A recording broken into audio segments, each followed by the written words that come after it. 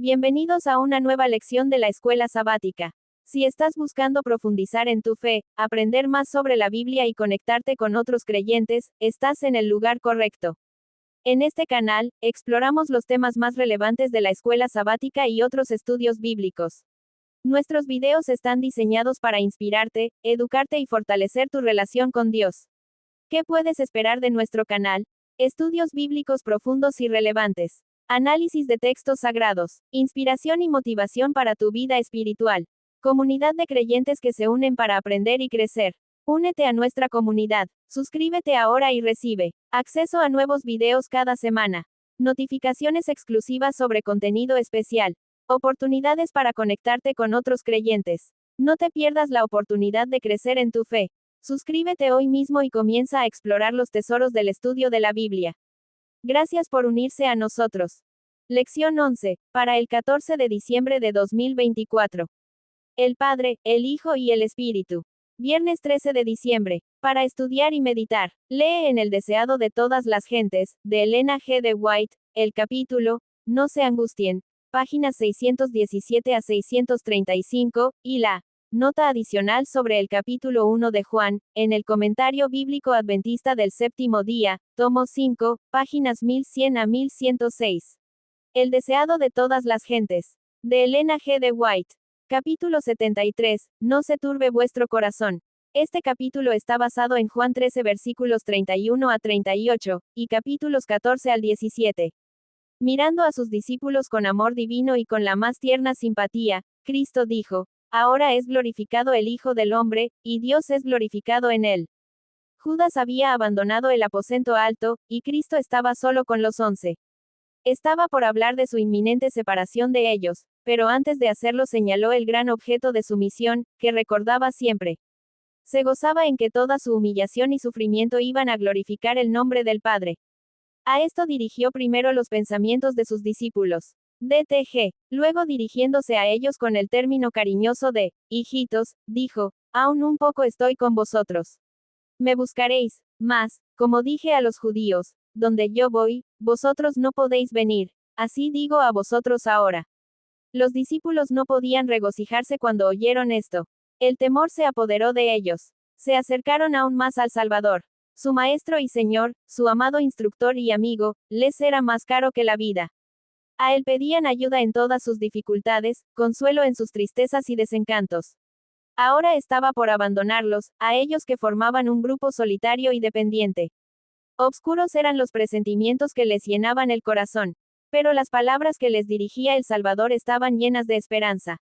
Él sabía que iban a ser asaltados por el enemigo, y que la astucia de Satanás tiene más éxito contra los que están deprimidos por las dificultades. Por lo tanto, quiso desviar su atención de las cosas que se ven, a las que no se ven. Apartó sus pensamientos del destierro terrenal al hogar celestial. No se turbe vuestro corazón, dijo, creéis en Dios, creed también en mí.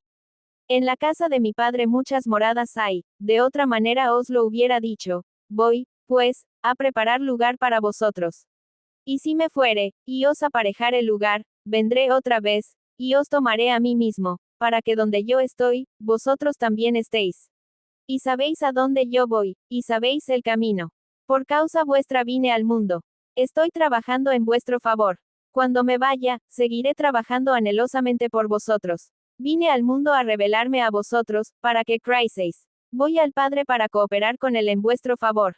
El objeto de la partida de Cristo era lo opuesto de lo que temían los discípulos. No significaba una separación final. Iba a prepararles lugar, a fin de volver aquí mismo a buscarlos. Mientras les estuviese edificando mansiones, ellos habían de edificar un carácter conforme a la semejanza divina. Los discípulos estaban perplejos aún. Tomás, siempre acosado por las dudas, dijo, Señor, no sabemos a dónde vas. ¿Cómo, pues, podemos saber el camino? Jesús le dice, yo soy el camino, y la verdad, y la vida, nadie viene al Padre, sino por mí. Si me conocieseis, también a mi Padre conocierais, y desde ahora le conocéis, y le habéis visto. No hay muchos caminos que llevan al cielo. No puede cada uno escoger el suyo. Cristo dice, yo soy el camino. Nadie viene al Padre, sino por mí. Desde que fue predicado el primer sermón evangélico, cuando en el Edén se declaró que la simiente de la mujer aplastaría la cabeza de la serpiente, Cristo ha sido enaltecido como el camino, la verdad y la vida. Él era el camino cuando Adán vivía, cuando Abel ofreció a Dios la sangre del cordero muerto, que representaba la sangre del Redentor. Cristo fue el camino por el cual los patriarcas y los profetas fueron salvos. Él es el único camino por el cual podemos tener acceso a Dios. Si me conocieseis, dijo Cristo, también a mi Padre conocierais, y desde ahora le conocéis, y le habéis visto. Pero los discípulos no le comprendieron todavía. Señor, muéstranos el Padre, exclamó Felipe, y nos basta. Asombrado por esta dureza de entendimiento, Cristo preguntó con dolorosa sorpresa, ¿tanto tiempo ha que estoy con vosotros, y no me has conocido, Felipe? ¿Es posible que no veáis al Padre en las obras que hace por medio de mí? ¿No creéis que he venido para testificar acerca del Padre? ¿Cómo, pues, dices tú, muéstranos al Padre? El que me ha visto al Padre. Cristo no había dejado de ser Dios cuando se hizo hombre. Aunque se había humillado hasta asumir la humanidad, seguía siendo divino. Cristo solo podía representar al Padre ante la humanidad, y los discípulos habían tenido el privilegio de contemplar esta representación por más de 3 años. Creedme que yo soy en el Padre, y el Padre en mí, de otra manera, creedme por las mismas obras. Su fe podría haber descansado segura en la evidencia dada por las obras de Cristo, obras que ningún hombre habría podido hacer de por sí. Las obras de Cristo atestiguaban su divinidad. El Padre había sido revelado por él. Si los discípulos creyesen en esta relación vital entre el Padre y el Hijo, su fe no los abandonaría cuando vieran los sufrimientos y la muerte de Cristo para salvar a un mundo que perecía. Cristo estaba tratando de conducirlos de su poca fe a la experiencia que podían recibir si realmente comprendían lo que era Dios en carne humana. Deseaba que viesen que su fe debía llevarlos hacia arriba, hacia Dios, y anclarse allí. Con cuánto fervor y perseverancia procuró nuestro compasivo Salvador preparar a sus discípulos para la tormenta de tentación que pronto iba a azotarlos. Él quería que estuviesen ocultos con él en Dios. Mientras Cristo pronunciaba estas palabras, la gloria de Dios resplandecía en su semblante, y todos los presentes sintieron un sagrado temor al escuchar sus palabras con arrobada atención. Sus corazones fueron más decididamente atraídos hacia Él, y mientras eran atraídos a Cristo con mayor amor, eran también atraídos los unos hacia los otros. Sentían que el cielo estaba muy cerca, y que las palabras que escuchaban eran un mensaje enviado a ellos por su Padre Celestial. De cierto os digo, continuó Cristo, el que en mí cree, las obras que yo hago también él las hará. El Salvador anhelaba profundamente que sus discípulos comprendiesen con qué propósito su divinidad se había unido a la humanidad. Vino al mundo para revelar la gloria de Dios, a fin de que el hombre pudiese ser elevado por su poder restaurador. Dios se manifestó en él a fin de que pudiese manifestarse en ellos. Jesús no reveló cualidades ni ejerció facultades que los hombres no pudieran tener por la fe en él. Su perfecta humanidad es lo que todos sus seguidores pueden poseer si quieren vivir sometidos a Dios como él vivió. Y mayores que éstas hará, porque yo voy al Padre. Con esto no quiso decir Cristo que la obra de los discípulos sería de un carácter más elevado que la propia, sino que tendría mayor extensión.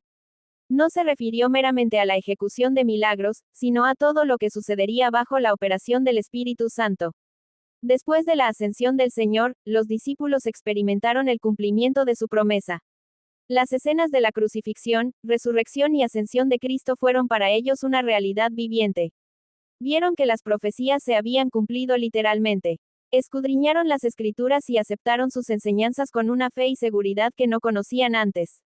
Sabían que el Divino Maestro era todo lo que había aseverado ser. Y al contar ellos lo que habían experimentado y al ensalzar el amor de Dios, los corazones humanos se enternecían y subyugaban, y multitudes creían en Jesús. La promesa del Salvador a sus discípulos es una promesa hecha a su iglesia hasta el fin del tiempo. Dios no quería que su admirable plan para redimir a los hombres lograse solamente resultados insignificantes. Todos los que quieran ir a trabajar, no confiando en lo que ellos mismos pueden hacer sino en lo que Dios puede hacer para ellos y por ellos, experimentarán ciertamente el cumplimiento de su promesa. Mayores obras que éstas hará, Él declara, porque yo voy al Padre. Hasta entonces los discípulos no conocían los recursos y el poder ilimitado del Salvador. Él les dijo, hasta ahora nada habéis pedido en mi nombre. Explicó que el secreto de su éxito consistiría en pedir fuerza y gracia en su nombre. Estaría delante del Padre para pedir por ellos. La oración del humilde suplicante es presentada por él como su propio deseo en favor de aquella alma. Cada oración sincera es oída en el cielo. Tal vez no sea expresada con fluidez, pero si procede del corazón ascenderá al santuario donde Jesús ministra, y él la presentará al Padre sin balbuceos, hermosa y fragante con el incienso de su propia perfección. La senda de la sinceridad e integridad no es una senda libre de obstrucción, pero en toda dificultad hemos de ver una invitación a orar. Ningún ser viviente tiene poder que no haya recibido de Dios, y la fuente de donde proviene está abierta para el ser humano más débil. Todo lo que pidiereis al Padre en mi nombre, dijo Jesús, esto haré, para que el Padre sea glorificado en el Hijo. Si algo pidiereis en mi nombre, yo lo haré. En mi nombre, ordenó Cristo a sus discípulos que orasen. En el nombre de Cristo han de permanecer siguiéndole delante de Dios. Por el valor del sacrificio hecho por ellos, son estimables a los ojos del Señor. A causa de la imputada justicia de Cristo, son tenidos por preciosos.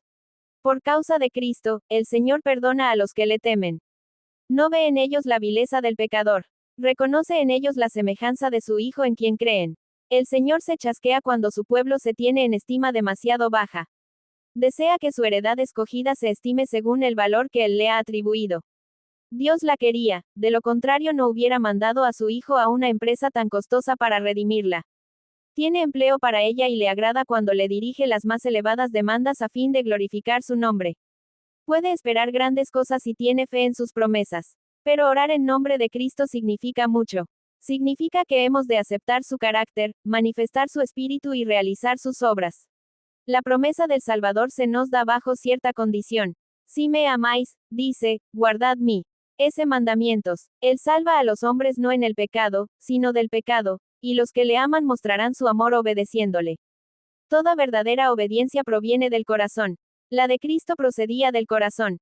Y si nosotros consentimos, se identificará de tal manera con nuestros pensamientos y fines, amoldará de tal manera nuestro corazón y mente en conformidad con su voluntad, que cuando le obedezcamos estaremos tan solo ejecutando nuestros propios impulsos. La voluntad, refinada y santificada, hallará su más alto deleite en servirle. Cuando conozcamos a Dios como es nuestro privilegio conocerle, nuestra vida será una vida de continua obediencia. Si apreciamos el carácter de Cristo y tenemos comunión con Dios, el pecado llegará a sernos odioso. Así como Cristo vivió la ley en la humanidad, podemos vivirla nosotros si tan solo nos asimos del fuerte para obtener fortaleza. Pero no hemos de colocar la responsabilidad de nuestro deber en otros, y esperar que ellos nos digan lo que debemos hacer. No podemos depender de la humanidad para obtener consejos. El Señor nos enseñará nuestro deber tan voluntariamente como a alguna otra persona. Si acudimos a Él con fe, nos dirá sus misterios a nosotros personalmente. Nuestro corazón arderá con frecuencia en nosotros mismos cuando Él se ponga en comunión con nosotros como lo hizo con Enoc. Los que decidan no hacer, en ningún ramo, algo que desagrade a Dios, sabrán, después de presentarle su caso, exactamente qué conducta seguir. Y recibirán no solamente sabiduría, sino fuerza. Se les impartirá poder para obedecer, para servir, según lo prometió Cristo. Cuanto se dio a Cristo, todas las cosas destinadas a suplir la necesidad de los hombres caídos, se le dio como a la cabeza y representante de la humanidad. Y cualquier cosa que pidiéremos, la recibiremos de Él, porque guardamos sus mandamientos, y hacemos las cosas que son agradables delante de Él. Antes de ofrecerse como víctima para el sacrificio, Cristo buscó el don más esencial y completo que pudiese otorgar a sus seguidores, un don que pusiese a su alcance los ilimitados recursos de la gracia. Yo rogaré al Padre, dijo, y os dará otro consolador, para que esté con vosotros para siempre, al Espíritu de verdad, al cual el mundo no puede recibir, porque no le ve, ni le conoce, mas vosotros le conocéis, porque está con vosotros, y será en vosotros. No os dejaré huérfanos, vendré a vosotros. Antes de esto, el Espíritu había estado en el mundo, desde el mismo principio de la obra de redención había estado moviendo los corazones humanos. Pero mientras Cristo estaba en la tierra, los discípulos no habían deseado otro ayudador. Y antes de verse privados de su presencia no sentirían su necesidad del Espíritu, pero entonces vendría. El Espíritu Santo es el representante de Cristo, pero despojado de la personalidad humana e independiente de ella. Estorbado por la humanidad, Cristo no podía estar en todo lugar personalmente. Por lo tanto, convenía a sus discípulos que fuese al Padre y enviase el Espíritu como su sucesor en la tierra. Nadie podría entonces tener ventaja por su situación o su contacto personal con Cristo. Por el Espíritu, el Salvador sería accesible a todos. En este sentido, estaría más cerca de ellos que si no hubiese ascendido a lo alto. El que me ama, será amado de mi Padre, y yo le amaré, y me manifestaré a él. Jesús leía el futuro de sus discípulos. Veía a uno llevado al cadalso, otro a la cruz, otro al destierro entre las arias rocas del mar, otros a la persecución y la muerte. Los animó con la promesa de que en toda prueba estaría con ellos. Esta promesa no ha perdido nada de su fuerza. El Señor sabe todo lo relativo a los fieles siervos suyos que por su causa están en la cárcel o desterrados en islas solitarias. Él los consuela con su propia presencia. Cuando por causa de la verdad, el creyente está frente a tribunales inicuos, Cristo está a su lado. Todos los oprobios que caen sobre él, caen sobre Cristo. Cristo vuelve a ser condenado en la persona de su discípulo.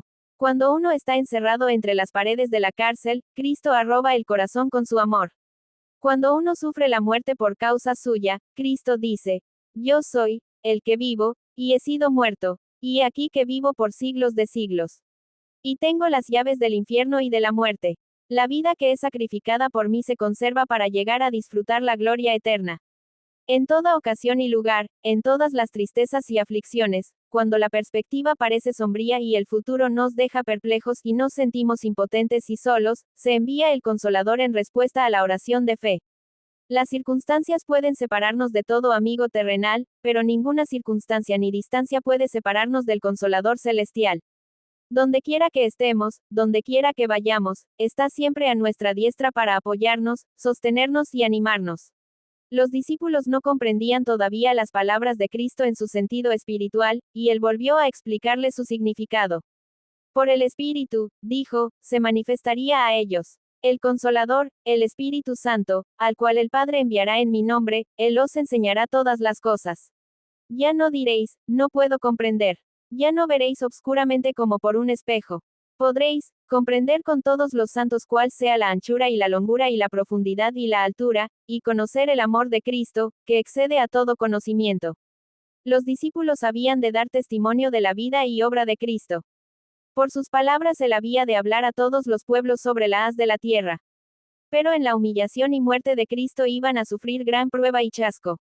A fin de que después de esto la palabra de ellos fuese exacta, Jesús prometió respecto al Consolador, os recordará todas las cosas que os he dicho. Aún tengo muchas cosas que deciros, continuó, mas ahora no las podéis llevar. Pero cuando viniere aquel Espíritu de verdad, él os guiará en toda verdad. Porque no hablará de sí mismo, sino que hablará todo lo que oyere, y os hará saber las cosas que han de venir. Él me glorificará, porque tomará de lo mío, y os lo hará saber. Jesús había abierto delante de sus discípulos una vasta extensión de la verdad. Pero les era muy difícil impedir que en sus mentes se mezclaran sus lecciones con las tradiciones y máximas de los escribas y fariseos. Habían aprendido a aceptar las enseñanzas de los rabinos como voz de Dios, y esto dominaba todavía sus mentes y amoldaba sus sentimientos. Las ideas terrenales y las cosas temporales ocupaban todavía mucho lugar en sus pensamientos. No comprendían la naturaleza espiritual del reino de Cristo, aunque él se la había explicado tantas veces.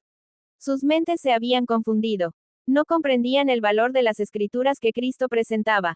Muchas de sus lecciones parecían no hallar cabida en sus mentes. Jesús vio que no comprendían el verdadero significado de sus palabras. Compasivamente, les prometió que el Espíritu Santo les recordaría esos dichos. Y había dejado sin decir muchas cosas que no podían ser comprendidas por los discípulos.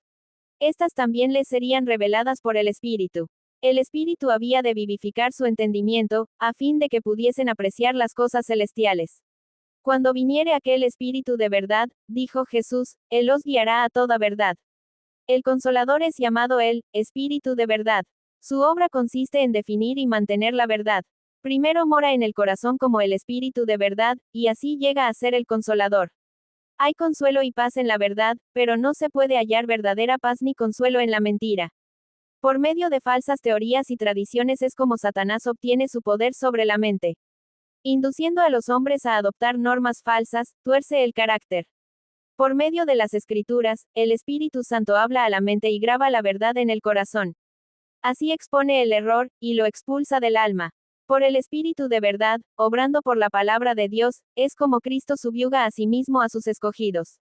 Al describir a sus discípulos la obra y el cargo del Espíritu Santo, Jesús trató de inspirarles el gozo y la esperanza que alentaba su propio corazón. Se regocijaba por la ayuda abundante que había provisto para su iglesia.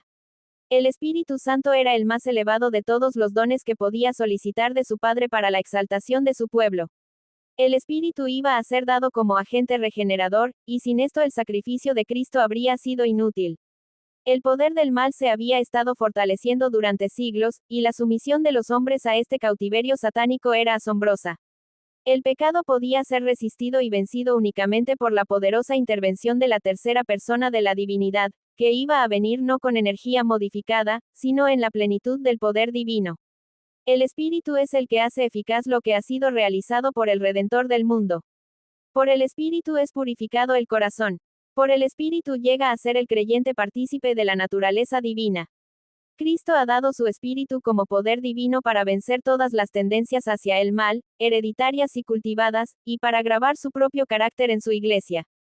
Acerca del Espíritu dijo Jesús, Él me glorificará. El Salvador vino para glorificar al Padre demostrando su amor. Así el Espíritu iba a glorificar a Cristo revelando su gracia al mundo. La misma imagen de Dios se ha de reproducir en la humanidad. El honor de Dios, el honor de Cristo, están comprometidos en la perfección del carácter de su pueblo. Cuando Él, el Espíritu de verdad, viniere redarguirá al mundo de pecado, y de justicia, y de juicio. La predicación de la palabra sería inútil sin la continua presencia y ayuda del Espíritu Santo. Este es el único maestro eficaz de la verdad divina. Únicamente cuando la verdad vaya al corazón acompañada por el Espíritu vivificará la conciencia o transformará la vida. Uno podría presentar la letra de la palabra de Dios, estar familiarizado con todos sus mandamientos y promesas, pero a menos que el Espíritu Santo grabe la verdad, ninguna alma caerá sobre la roca y será quebrantada. Ningún grado de educación ni ventaja alguna, por grande que sea, puede hacer de uno un conducto de luz sin la cooperación del Espíritu de Dios. La siembra de la semilla del Evangelio no tendrá éxito a menos que esa semilla sea vivificada por el rocío del cielo. Antes que un solo libro del Nuevo Testamento fuese escrito, antes que se Job y ese predicado un sermón evangélico después de la ascensión de Cristo, el Espíritu Santo descendió sobre los apóstoles que oraban. Entonces el testimonio de sus enemigos fue, habéis llenado a Jerusalén de vuestra doctrina. Cristo prometió el don del Espíritu Santo a su iglesia, y la promesa nos pertenece a nosotros tanto como a los primeros discípulos. Pero como toda otra promesa, nos es dada bajo condiciones. Hay muchos que creen y profesan aferrarse a la promesa del Señor, hablan acerca de Cristo y acerca del Espíritu Santo, y sin embargo no reciben beneficio alguno. No entregan su alma para que sea guiada y regida por los agentes divinos. No podemos emplear al Espíritu Santo. El Espíritu ha de emplearnos a nosotros. Por el Espíritu obra Dios en su pueblo, así el querer como el hacer, por su buena voluntad. Pero muchos no quieren someterse a eso. Quieren manejarse a sí mismos. Esta es la razón por la cual no reciben el don celestial. Únicamente a aquellos que esperan humildemente en Dios, que velan para tener su dirección y gracia, se da el Espíritu. El poder de Dios aguarda que ellos lo pidan y lo reciban. Esta bendición prometida, reclamada por la fe, trae todas las demás bendiciones en su estela. Se da según las riquezas de la gracia de Cristo, y Él está listo para proporcionarla a toda alma según su capacidad para recibirla. En su discurso a los discípulos, Jesús no hizo alusión aflictiva a sus propios sufrimientos. Su último legado a ellos fue un legado de paz. Dijo, la paz os dejo, mi paz os doy, no como el mundo la da, yo os la doy. No se turbe vuestro corazón, ni tenga miedo. Antes de salir del aposento alto, el Salvador entonó con sus discípulos un canto de alabanza. Su voz fue oída, no en los acordes de alguna endecha triste, sino en las gozosas notas del cántico pascual. Alabad a Jehová, naciones todas. Pueblos todos, alabadlo, porque ha engrandecido sobre nosotros su misericordia. Y la verdad de Jehová es para siempre. Aleluya. Después del himno, salieron. Cruzaron por las calles atestadas, y salieron por la puerta de la ciudad hacia el monte de las olivas, avanzando lentamente, engolfados cada uno de ellos en sus propios pensamientos. Cuando empezaban a descender hacia el monte, Jesús dijo, en un tono de la más profunda tristeza, todos vosotros seréis escandalizados en mí esta noche, porque escrito está, heriré al pastor, y las ovejas de la manada serán dispersas. Los discípulos oyeron esto con tristeza y asombro. Recordaron cómo, en la sinagoga de Capernaum, cuando Cristo habló de sí mismo como del pan de vida, muchos se habían ofendido y se habían apartado de él. Pero los 12 no se habían mostrado infieles. Pedro, hablando por sus hermanos, había declarado entonces su lealtad a Cristo. Entonces el Salvador había dicho, no he escogido yo a vosotros 12, y uno de vosotros es diablo. En el aposento alto, Jesús había dicho que uno de los 12 le traicionaría, y que Pedro le negaría. Pero ahora sus palabras los incluían a todos. Esta vez se oyó la voz de Pedro que protestaba vehementemente. Aunque todos sean escandalizados, mas no yo. En el aposento alto, había declarado, mi alma pondré por ti. Jesús le había advertido que esa misma noche negaría a su Salvador. Ahora Cristo le repite la advertencia, de cierto te digo que tú, hoy, en esta noche, antes que el gallo haya cantado 2 veces, me negarás 3 veces. Pero Pedro, con mayor porfía decía, si me fuere menester morir contigo, no te negaré. También todos decían lo mismo. En la confianza que tenían en sí mismos, negaron la repetida declaración de aquel que sabía. No estaban preparados para la prueba. Cuando la tentación les sobreviniese, comprenderían su propia debilidad. Cuando Pedro dijo que seguiría a su Señor a la cárcel y a la muerte, cada palabra era sincera, pero no se conocía a sí mismo. Ocultos en su corazón estaban los malos elementos que las circunstancias iban a hacer brotar a la vida. A menos que se le hiciese conocer su peligro, esos elementos provocarían su ruina eterna. El Salvador veía en él un amor propio y una seguridad que superarían aún su amor por Cristo. En su experiencia se habían revelado muchas flaquezas, mucho pecado que no había sido amortiguado, mucha negligencia de espíritu, un temperamento no santificado y temeridad para exponerse a la tentación. La solemne amonestación de Cristo fue una invitación a escudriñar su corazón. Pedro necesitaba desconfiar de sí mismo, y tener una fe más profunda en Cristo. Si hubiese recibido con humildad la amonestación, habría suplicado al pastor del rebaño que guardase su oveja. Cuando, en el mar de Galilea, estaba por hundirse, clamó, Señor, sálvame. Entonces la mano de Cristo se extendió para tomar la suya. Así también ahora, si hubiese clamado a Jesús, sálvame de mí mismo, habría sido guardado. Pero Pedro sintió que se desconfiaba de él, y pensó que ello era cruel. Ya se escandalizaba, y se volvió más persistente en su confianza propia. Jesús miró con compasión a sus discípulos. No podía salvarlos de la prueba, pero no los dejó sin consuelo. Les aseguró que él estaba por romper las cadenas del sepulcro, y que su amor por ellos no faltaría. Después que haya resucitado, dijo, iré delante de vosotros a Galilea. Antes que le negasen, les aseguró el perdón. Después de su muerte y resurrección, supieron que estaban perdonados y que el corazón de Cristo los amaba. Jesús y los discípulos iban hacia Getsemaní, al pie del monte de las Olivas, lugar apartado que él había visitado con frecuencia para meditar y orar. El Salvador había estado explicando a sus discípulos la misión que le había traído al mundo y la relación espiritual que debían sostener con él. Ahora ilustró la lección. La luna resplandecía y le revelaba una floreciente vid. Llamando la atención de los discípulos a ella, la empleó como símbolo. Yo soy la vid verdadera, dijo. En vez de elegir la graciosa palmera, el sublime cedro o el fuerte roble, Jesús tomó la vid con sus zarcillos prensiles para representarse. La palmera, el cedro y el roble se sostienen solos. No necesitan apoyo. Pero la vid se aferra al enrejado, y así sube hacia el cielo. Así también Cristo en su humanidad dependía del poder divino. No puedo yo de mí mismo hacer nada, declaró. Yo soy la vid verdadera. Los judíos habían considerado siempre la vid como la más noble de las plantas, y una figura de todo lo poderoso, excelente y fructífero. Israel había sido representado como una vid que Dios había plantado en la tierra prometida. Los judíos fundaban su esperanza de salvación en el hecho de estar relacionados con Israel. Pero Jesús dice, yo soy la vid verdadera. No penséis que por estar relacionados con Israel podéis llegar a participar de la vida de Dios y heredar su promesa. Por mí solamente se recibe la vida espiritual. Yo soy la vid verdadera, y mi Padre es el labrador. En las colinas de Palestina, nuestro Padre Celestial había plantado su buena vid, y el mismo Israel que la cultivaba. Muchos eran atraídos por la hermosura de esta vid, y declaraban su origen celestial. Pero para los dirigentes de Israel parecía como una raíz en tierra seca. Tomaron la planta, la maltrataron y pisotearon bajo sus profanos pies. Querían destruirla para siempre, pero el celestial viñador no la perdió nunca de vista. Después que los hombres pensaron que la habían matado, la tomó y la volvió a plantar al otro lado de la muralla. Ya no se vería el tronco.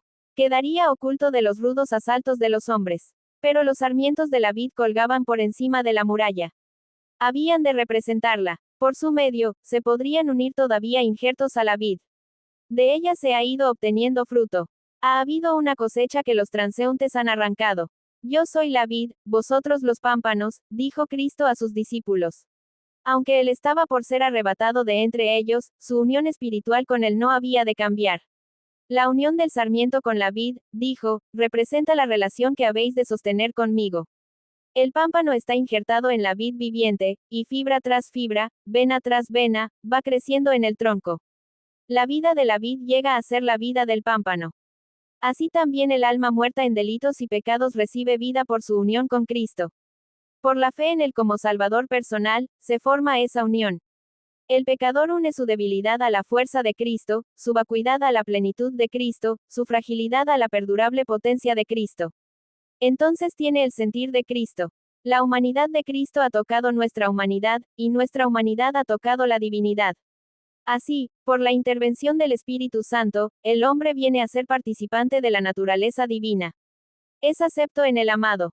Esta unión con Cristo, una vez formada, debe ser mantenida.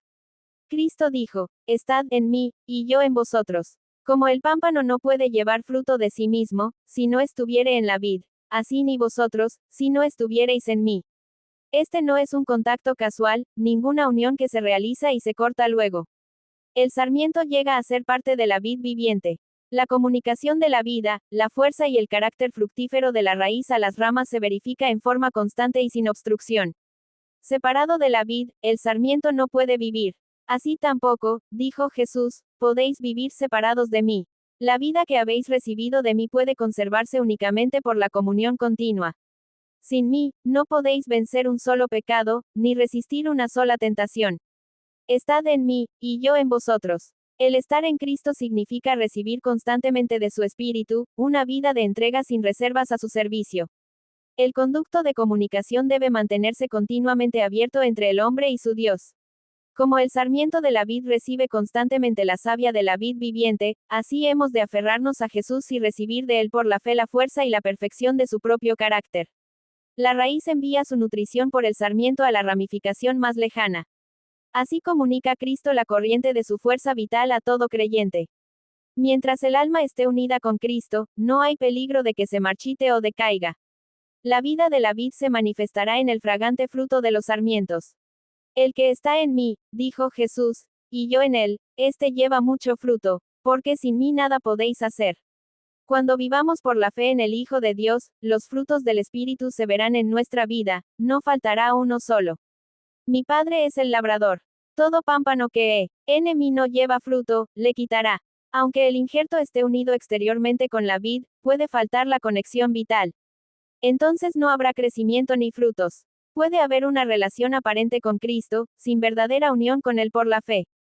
El profesar la religión coloca a los hombres en la iglesia, pero el carácter y la conducta demuestran si están unidos con Cristo. Si no llevan fruto, son pámpanos falsos. Su separación de Cristo entraña una ruina tan completa como la representada por el sarmiento muerto. El que en mí no estuviere, dijo Cristo, será echado fuera como mal pámpano, y se secará. Y los cogen, y los echan en el fuego, y arden. Todo pámpano, que lleva fruto, lo limpiará, para que lleve más fruto. De los 12 escogidos que habían seguido a Jesús, uno estaba por ser sacado como rama seca, el resto iba a pasar bajo la podadera de la amarga prueba. Con solemne ternura, Jesús explicó el propósito del labrador. La poda causará dolor, pero es el Padre quien la realiza. Él no trabaja con mano despiadada y corazón indiferente. Hay ramas que se arrastran por el suelo, y tienen que ser separadas de los apoyos terrenales en que sus zarcillos se han enredado. Han de dirigirse hacia el cielo y hallar su apoyo en Dios. El follaje excesivo que desvía de la fruta la corriente vital, debe ser suprimido. El exceso de crecimiento debe ser cortado, para que puedan penetrar los sanadores rayos del sol de justicia. El labrador poda lo que perjudica, a fin de que la fruta pueda ser más rica y abundante. En esto es glorificado mi Padre, dijo Jesús, en que llevéis mucho fruto. Dios desea manifestar por vosotros la santidad, la benevolencia, la compasión de su propio carácter. Sin embargo, el Salvador no invita a los discípulos a trabajar para llevar fruto. Les dice que permanezcan en Él. Si estuviereis en mí, dice Él, y mis palabras estuvieren en vosotros, pedid todo lo que quisiereis, y os será hecho. Por la palabra es como Cristo mora en sus seguidores. Es la misma unión vital representada por comer su carne y beber su sangre. Las palabras de Cristo son espíritu y vida. Al recibirlas, recibís la vida de la vid. Vivís, con toda palabra que sale de la boca de Dios. La vida de Cristo en vosotros produce los mismos frutos que en Él. Viviendo en Cristo, adhiriéndoos a Cristo, sostenidos por Cristo, recibiendo alimento de Cristo, lleváis fruto según la semejanza de Cristo. En esta última reunión con sus discípulos, el gran deseo que Cristo expresó por ellos era que se amasen unos a otros como Él los había amado. En varias ocasiones habló de esto. Esto os mando, dijo repetidas veces, que os améis los unos a los otros. Su primer mandato, cuando estuvo a solas con ellos en el aposento alto, fue: un mandamiento nuevo os doy, que os améis unos a otros, como os he amado, que también os améis los unos a los otros. Para los discípulos, este mandamiento era nuevo, porque no se habían amado unos a otros como Cristo los había amado. Él veía que nuevas ideas e impulsos debían gobernarlos, que debían practicar nuevos principios, por su vida y su muerte iban a recibir un nuevo concepto del amor. El mandato de amarse unos a otros tenía nuevo significado a la luz de su abnegación. Toda la obra de la gracia es un continuo servicio de amor, de esfuerzo desinteresado y abnegado. Durante toda hora de la estada de Cristo en la tierra, el amor de Dios fluía de él en raudales incontenibles. Todos los que sean dotados de su espíritu amarán como él amó. El mismo principio que animó a Cristo los animará en todo su trato mutuo. Este amor es la evidencia de su discipulado. En esto conocerán todos que sois mis discípulos, dijo Jesús, si tuviereis amor los unos con los otros. Cuando los hombres no están vinculados por la fuerza o los intereses propios, sino por el amor, manifiestan la obra de una influencia que está por encima de toda influencia humana. Donde existe esta unidad, constituye una evidencia de que la imagen de Dios se está restaurando en la humanidad, que ha sido implantado un nuevo principio de vida. Muestra que hay poder en la naturaleza divina para resistir a los agentes sobrenaturales del mal, y que la gracia de Dios subyuga el egoísmo inherente en el corazón natural. Este amor, manifestado en la Iglesia, despertará seguramente la ira de Satanás. Cristo no trazó a sus discípulos una senda fácil. Si el mundo os aborrece, dijo, sabed que a mí me aborreció antes que a vosotros. Si fuerais del mundo, el mundo amaría lo suyo. Mas porque no sois del mundo, antes yo os elegí del mundo, por eso os aborrece el mundo. Acordaos de la palabra que yo os he dicho, no es el siervo mayor que su señor. Si a mí me han perseguido, también a vosotros perseguirán. Si han guardado mi palabra, también guardarán la vuestra. Mas todo esto os harán por causa de mi nombre, porque no conocen al que me ha enviado. El Evangelio ha de ser proclamado mediante una guerra agresiva, en medio de oposición, peligros, pérdidas y sufrimientos. Pero los que hacen esta obra están tan solo siguiendo los pasos de su Maestro. Como Redentor del mundo, Cristo arrostraba constantemente lo que parecía ser el fracaso. Él, el mensajero de misericordia en nuestro mundo, parecía realizar solo una pequeña parte de la obra elevadora y salvadora que anhelaba hacer.